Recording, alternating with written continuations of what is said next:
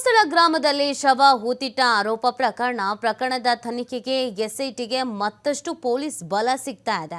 ವಿಶೇಷ ತನಿಖಾ ತಂಡಕ್ಕೆ ಮತ್ತೆ 9 ಮಂದಿ ಪೊಲೀಸರನ್ನ ನೇಮಕ ಮಾಡಲಾಗಿದೆ. ಈಗಾಗಲೇ 20 ಮಂದಿ ಅಧಿಕಾರಿಗಳನ್ನ ನೇಮಕ ಮಾಡಲಾಗಿತ್ತು. ಆದರೆ ಇದೀಗ ಮತ್ತೆ 9 ಮಂದಿ ಪೊಲೀಸರನ್ನ ನೇಮಕಗೊಳಿಸಿ ಆದೇಶ ಹೊರಡಿಸಲಾಗಿದೆ. ಉಪ್ಪಿನಂಗಡಿ ಪೊಲೀಸ್ ಠಾಣೆಯ ಎಎಸ್ಐ ಲಾರೆನ್ಸ್, ಸೆನ್ ಪೊಲೀಸ್ ಠಾಣೆಯ head constable Puneeth, Uppinangady police ಠಾಣೆಯ head constable Manohar, Vitla police ಠಾಣೆಯ ಕಾನ್ಸ್ಟೇಬಲ್ ಮನೋಜ್, ಹಾಗೆಯೇ ಪುಂಜಾಲಕಟ್ಟೆ ಪೊಲೀಸ್ ಠಾಣೆಯ constable Sandeep, Udupi CSP police ಠಾಣೆಯ ಕಾನ್ಸ್ಟೇಬಲ್ ಲೋಕೇಶ್, ಹೊನ್ನಾವರ ಪೊಲೀಸ್ ಠಾಣೆಯ head constable Satish Naik, Mangaluru FMS ದಳದ head constable Jayaramegowda, head constable Balakrishna Gowda ಎಸ್ಐಟಿಗೆ ನೇಮಕ ಆಗ್ತಾ ಇರೋದು. ತಕ್ಷಣವೇ ಎಸ್ಐಟಿಗೆ ವರದಿ ಮಾಡ್ಕೊಳ್ಳೋದಕ್ಕೆ ಸೂಚನೆಯನ್ನು ನೀಡಲಾಗಿದೆ. ಸೊ ಈಗ ಆಲ್ರೆಡಿ 20 ಅಧಿಕಾರಿಗಳ ತಂಡ ನಿಯೋಜನೆ ಆಗಿತ್ತು. ಆದರೆ ಇದೀಗ ಮತ್ತೆ 9 ಜನರನ್ನ ನೇಮಕ ಮಾಡಲಾಗಿದೆ. ಈ ಮುಖಾಂತರವಾಗಿ ಎಸ್ಐಟಿಗೆ ಮತ್ತಷ್ಟು ಪೊಲೀಸ್ ಬಲ ಬರ್ತಾ ಇದೆ.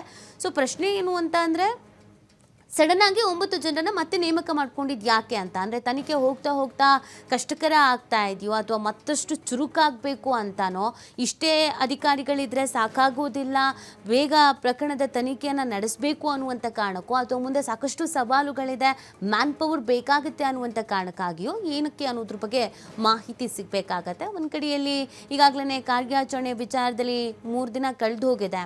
ಇವತ್ತು ಕೂಡ ಕಾರ್ಯಾಚರಣೆ ಆಗಬೇಕು. ಇದರ ಜೊತೆಗೆ ಒಂದಷ್ಟು ಮೀಟಿಂಗ್ಗಳು, ಮಹತ್ವದ ಮೀಟಿಂಗ್ಗಳು ಎಸ್ಐಟಿಯಲ್ಲಿ ಆಗ್ತಾ ಇದೆ.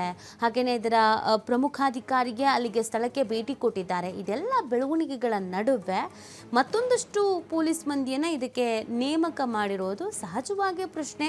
ಯಾಕೆ ಈಗ ಸಡನ್ ಆಗಿ 9 ಜನರನ್ನ ನೇಮಕ ಮಾಡಿರಬಹುದು ಅಂತ ಅಂದರೆ, ಈ ಪ್ರಕರಣದ ತನಿಖೆ ಚುರುಕು ಪಡ್ಕೊಳ್ಬೇಕು, ವೇಗವಾಗಿ ನಡಿಬೇಕು, ಈಗ ಸ್ವಲ್ಪ ಮಟ್ಟಿಗೆ ಆಮೆಗತಿಯಲ್ಲಿ ನಡೀತಾ ಇದೆ ಅನ್ನುವಂಥ ಕಾರಣಕ್ಕೋ, ಅಥವಾ ಮುಂದೆ ಹೋಗ್ತಾ ಇನ್ನೂ ಈ ಪ್ರಕರಣ ಸಾಕಷ್ಟು ಕಷ್ಟಕರವಾಗತ್ತೆ ಅನ್ನುವಂಥ ಕಾರಣಕ್ಕಾಗಿಯೋ, ಯಾವ ಕಾರಣಕ್ಕೆ ಅಂತ. ಬಟ್ ಅವರಿಗೆಲ್ಲ ಏನೋ ತಕ್ಷಣಕ್ಕೆ ವರದಿ ಮಾಡ್ಕೊಳ್ಬೇಕು ಅನ್ನುವಂಥ ಸೂಚನೆಯನ್ನು ಕೂಡ ನೀಡಲಾಗಿದೆಯಂತೆ. ಹಾಗಾಗಿ ಇವತ್ತು ಸಂಜೆ ಒಳಗೆ ಅವರು ವರದಿಯನ್ನು ಮಾಡ್ಕೊಳ್ಬೇಕಾಗತ್ತೆ.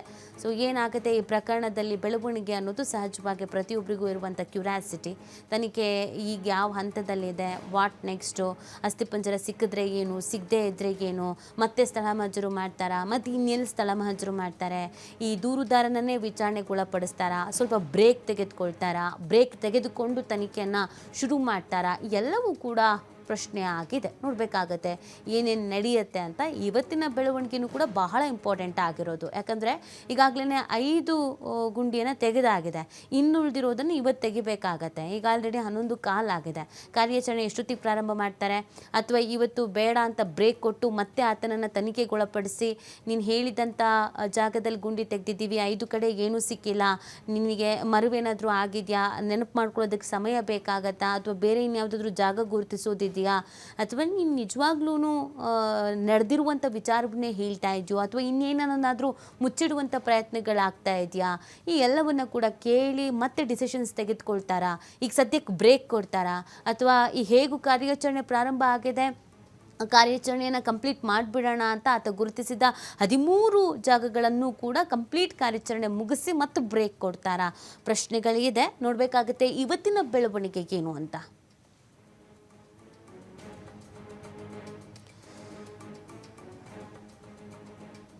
ನೋಡಿ, ಇದಕ್ಕೆ ಸಂಬಂಧಪಟ್ಟಂತೆಗೆ ಈಗಾಗಲೇ ತನಿಖಾಧಿಕಾರಿಗಳು ಸೇರಿದಂತೆಗೆ ಕಾರ್ಯಾಚರಣೆಯನ್ನು ಮಾಡಲಾಗ್ತಾ ಇತ್ತು.